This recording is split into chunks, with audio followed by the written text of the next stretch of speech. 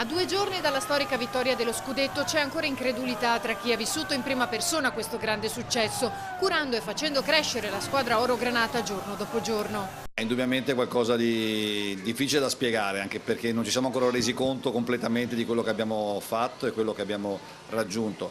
È un successo, è un evento importante non solo per la società Reia, ma penso per la città di Venezia. Piano piano cominceremo a capire e a gioire ancora di più.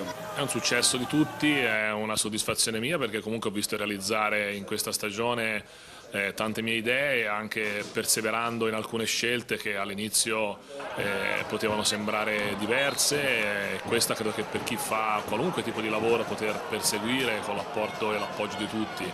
E dopo i primi festeggiamenti notturni, venerdì ci saranno quelli ufficiali, a partire dalle 17 dalla Misericordia a Piazza San Marco, poi tutti in gondola in Canal Grande e la festa serale in Piazza Ferretto a Mestre. E dopo una pausa sarà il momento di pensare alla nuova stagione. Partiremo da campioni d'Italia, questo ci darà un senso maggiore di responsabilità, ma non cambierà il nostro essere, ovvero avere una umile ambizione, ovvero quello di essere sempre protagonisti. È naturale che tutti daranno il massimo, ma noi non stravolgeremo il nostro essere, cercheremo di far bene.